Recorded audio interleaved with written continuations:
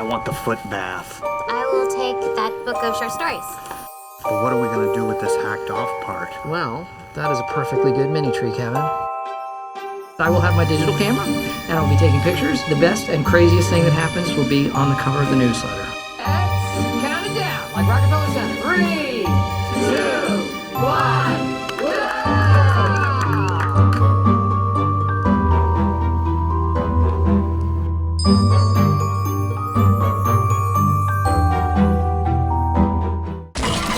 Cold case number 1. The double circumcision tree. There is a massive anomaly with how much of the Christmas tree was severed to fit it under the office ceiling. In the photos that Michael takes during this episode, we see a clear shot of Dwight standing next to the Christmas tree. This picture provides us with a confident estimation that its cut was made somewhere around Dwight's height level. Now, if we use Dwight's height as the reference point, this image gives us a better idea of how much of the Christmas tree was actually cut. The total segment seems to be significantly larger than the hacked off piece that Kevin holds up to us. It is larger both in girth and length. So based on this observable evidence, the tree wasn't cut once, but rather it was cut twice. And if it was cut twice, that means that the tree was severed into 3 pieces. Yet again, another echo of the curse of 3. Those following the investigation closely will know that the office is cursed. There is a curse that haunts the office. This is yet another example.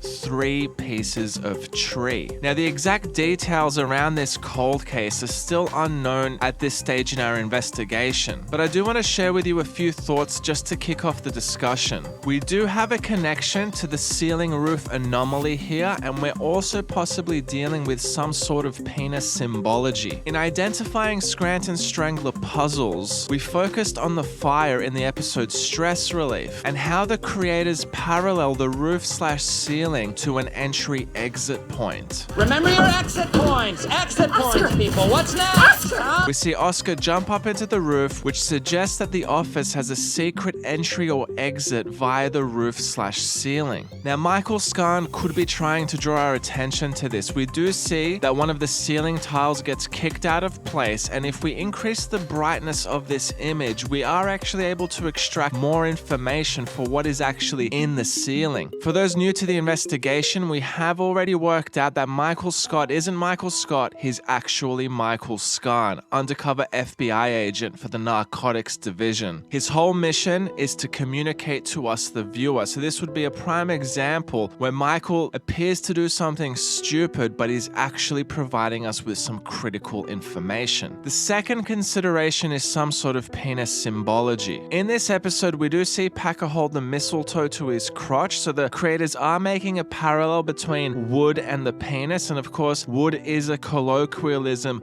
for a penis. So if we consider the tree from this symbolic perspective, we're really being told that somebody got the tip of their penis hacked off. Not once, but twice. And this does form a motif throughout the show. We obviously have Dwight cutting a chunk out of his penis. I cut a chunk out of my penis for nothing. And Andy also tells us that he has sex with a snowman, which we have to assume instigated some sort of frost-bitten penis. If you want to sit on this, I was thinking the wood might be too hard on your damaged penis. Make it softer. These are just a few ideas to share with you. It's now over to you, Task Force. What are your thoughts? This is cold case number 1, the case of the double circumcision. Cold case number 2, the Yankee swap. If we slow-mo the footage when Michael announces Yankee swap, you can see him go over to Dwight's desk and grab a pile of paper. Now, the way Yankee swap works is usually you put a bunch of numbers into a hat, everybody picks a number, and those numbers decide which order everybody will open up the gifts in. Now, Michael actually writes down the numbers on relatively large pieces of paper, and we do have to sort of consider the Michael Scarn connection here, that this is another example of an anomaly that is trying to draw our attention to. We do see as the episode progresses that Stanley and Angela are holding their numbers. You can also see in this little talking moment with Michael that Kevin is waving his number around in front of Pam. But more interestingly, during Angela's talking head, we can actually see a number trade occur in the background. This is a classic creator misdirection. We're usually focused on Angela's reaction in this moment, but we need to be focusing on the background as well. What we are witnessing is Kevin and Creed trading numbers. Now, according to the episode, it does appear that Kevin was last. Last gift, Kevin.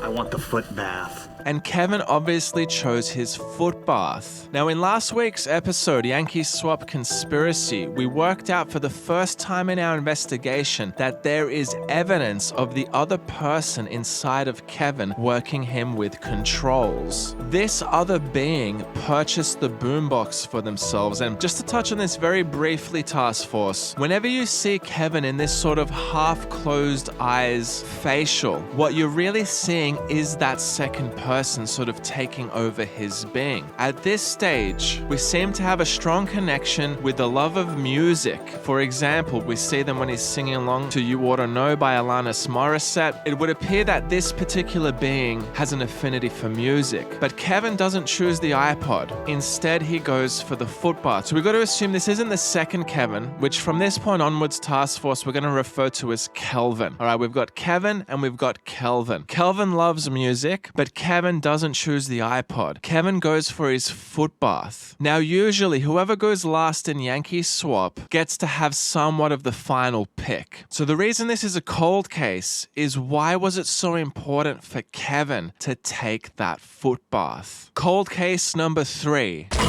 Kelly and Toby, a sexual union? There is a significant anomaly with the actions of Toby and Kelly in this particular episode. Prior to Yankee Swap starting, we can see them in the background having a discussion amongst themselves. One would think nothing of it until we focus on their choices during Yankee Swap. We can see that Toby chose Kelly's nameplate and Kelly chose the book of short stories. Now, in the deleted scenes, we can see both of them trading their particular gifts. Hey, you want to trade?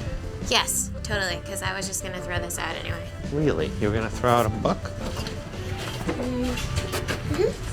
The two choices are completely anomalous. Kelly openly admits that she was going to throw the book out. Why on earth would somebody pick a gift that they're just going to throw out? Kelly was part of the final round of Yankee Swap. She obviously wanted the iPod. She couldn't get that, but she could have chosen anything else. Instead, she chooses the item that she openly admits she was going to throw out. Similarly, Toby chose Kelly's nameplate. What on earth is Toby going to do with Kelly's nameplate? So now what is clearly anomalous starts to truly question what appears outwardly to be coincidence. Both of these two people who work in the annex end up choosing gifts that are perfect to be traded with each other. Why and how did this happen? Are Kelly and Toby in a sexual union? Cold case number 4, The Curse of 3 Christmas Trees. One of the dunder codes for this episode that I'm yet to discuss, guys, is Michael Scarn's flash initiative. Michael Scarn throughout the episode sometimes uses a flash on his camera, other times he doesn't. But the dunder code is actually encouraging us to increase the brightness of certain parts of the footage. This is actually what the clue of Michael Scarn wearing the lampshade is. It's communicating to us to augment the brightness. One example we've already covered is the missing roof tile. We increase the brightness and we're able to extract more information. And the same principle applies to the footage of the office staff leaving the office. If we slow motion this footage and increase the brightness, there are a couple of interesting things that we're able to see. Firstly, we can see Kevin sort of raising his mini Christmas tree up and down the same way that we covered in the Yankee Swap Conspiracy. In last week's episode, we worked out that the 14th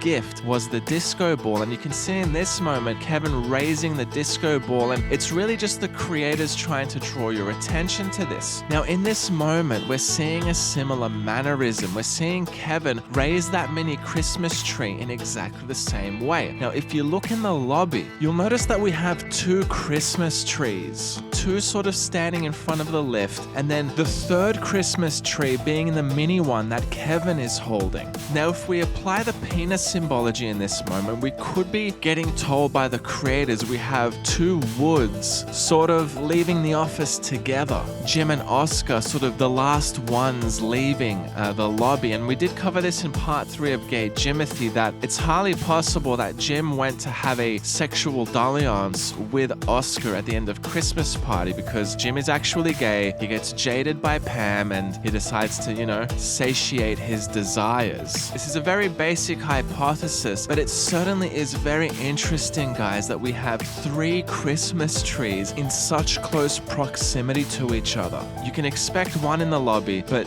2 in front of the lift. It's a very strange image. Cold case number 5, Michael's deleted photos. We did discuss this in the Michael Scott photo timeline. We have access to a number of the photos that he took, but there is strong evidence to suggest that a number of photos were deleted. In fact, I've put a post together on the Anti-Strangling Task Force Reddit page of all the moments that Michael takes a photo, but we don't have access to the images. But we are going to focus on just one example in this analysis. This is Exhibit A, and we're going to call this the Michael Scarn Sneaky Snap. This is a massive moment in our investigation task force because this is the first time we explicitly see Michael Scarn being Michael Scarn. If we slow motion the footage, you can see Michael Scarn taking a very sneaky photo. Look at his face. Look how he's being all cool and sly and sneaky. This is the FBI agent undercover trying to show us something.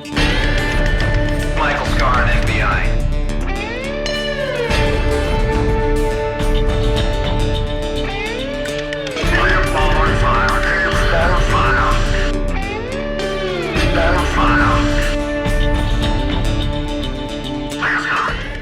Doesn't use flash in this moment. He takes it very quickly. It's really cool when you think about it, guys. This is Michael Scarn in action. But the challenge with these moments is trying to work out why they were deleted. In the Michael Scott photo timeline, we did hypothesize that it was actually Pam who's deleted the photos. We worked this out from the image of Michael with the other mitt sitting in front of the tree because obviously Michael didn't take that photo because he's in the photo, so somebody else had access to the camera. So if we consider this with a sneaky snap, the way we need to investigate these moments is to analyze the footage. What is it about this particular moment that had to be deleted? Now there is a couple of things worth mentioning with this particular sneaky snap. You'll notice Dwight no longer has his headphones in. In the previous moment he's listening to the iPod, but now the headphones have disappeared. The other thing Michael Scarn could be drawing our attention to is the way that Dwight is acting. Those following the investigation closely will know we have 3 Dwight Schrutes. No, this is not satire. This is for real. If you haven't seen that episode, I've linked it here for you. It's Dwight, his clone, and his robot. In this particular episode, we're dealing with the robot version of Dwight. And if you look at the way he's acting, it's very robotic. In fact, it's almost as though robot Dwight is keeping a lookout. And that raises its own set of questions. Like, what is he looking out for? What is the threat? So all these moments in the show do form their own cold case and will require task force attention. But speaking of Dwight being on the lookout for threats, this brings us to cold case number 6. Party registration.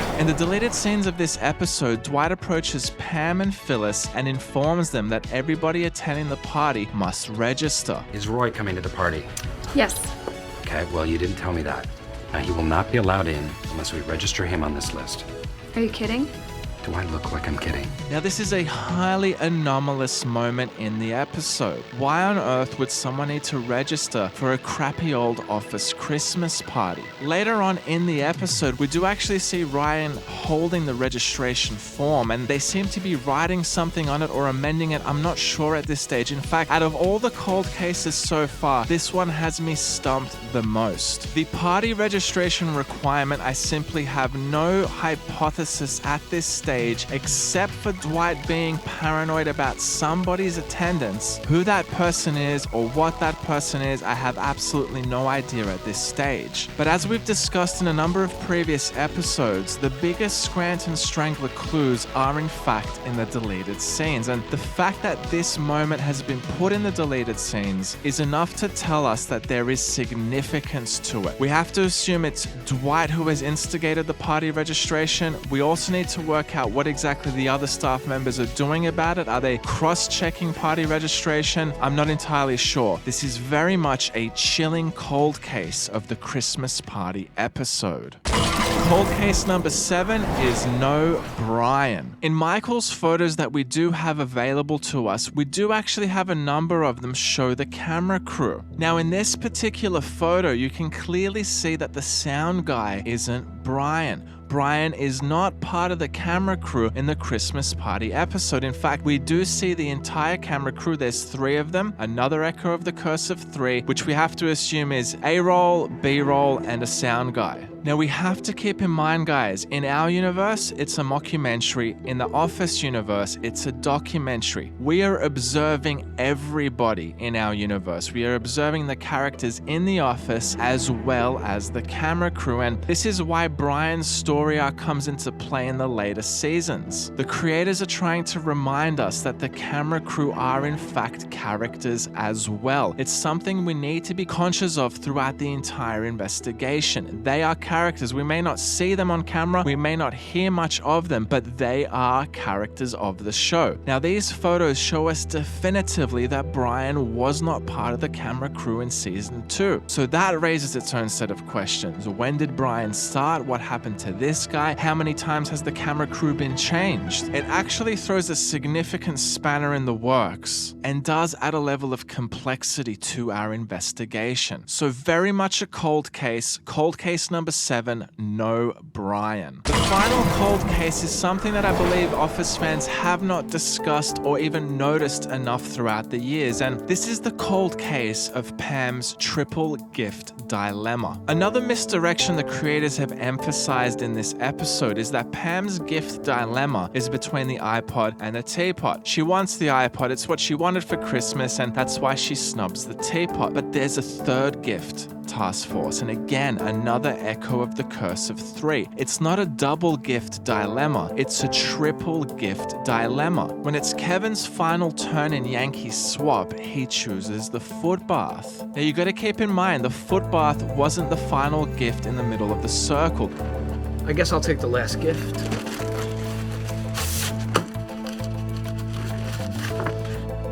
Cool. It was supposed to be for Meredith because she said she likes my drawings. Thanks. The deleted scenes confirm for us that the final gift was Pam's drawing. So the foot bath was already chosen. So Kevin stole the foot bath from someone. And who was it that he stole it from? Pamela Beasley. So you got to think of it this way, guys. It's safe to say that she was unable to steal the iPod that round because someone had already stolen it. But instead of choosing the teapot, Pam chose the foot bath. Right? This is a massive moment in the investigation. It's simply not something that has been discussed by Office fans. It's not a dual gift dilemma. It's obviously a triple gift dilemma. She doesn't just snub the teapot once, right? She snubs it for the foot bath. It is highly anomalous, and it actually sort of backs up a number of things that we've covered on this channel so far. In Boobs Beats Battlestar Galactica, we discussed how Kevin was one of 2 babies abducted to Schrute Farm, so that's where that adopted brother connection comes in. We've worked out that Angela was Dwight's girlfriend before she started at Dunder Mifflin. That was covered in Replacing Dead Accountants. I've linked that here for you as well, right? So we start to have this sort of image built of 2 teams in in the office, right? We've got sort of the Dwight team and we've got the Michael Scarn team. And the fact that Pam chooses the foot bath immediately raises suspicion. And when we consider that Kevin traded his Yankee swap number with Creed, Kevin wanted to be last, it seems as though Kevin's very focused on getting that foot bath. We can interpret this moment perhaps as Pam helping him out. But again, it just raises more questions like what is significant about that foot bath? What are they trying to hide? And I'd put it to the task force that it's a significant moment. There is no dual gift dilemma. It's a triple gift dilemma. She chose the foot bath. Incredibly strange. It supports the hypothesis that Jim got jaded, right? You can see, task force, that this episode is very much loaded with Scranton Strangler mysteries, right? It is incredibly rich. The creators have made a very rich episode loaded with so many different elements to investigate. And the reason I've done this cold case episode is it's over to you guys. These are some of the moments that I've been stumped at and where the investigation has sort of halted. And I do plan on moving on from the Christmas party and moving on to analyzing a couple of other things, because we've now spent 4 episodes analyzing the Christmas party. And I do feel perhaps some of the answers to these questions will be found as we progress the investigation. So it's over to you, task force. Here are 8 cold cases. They require investigation. They require focus. Remember, there has been a murder and you are the detectives. Fire 4 file.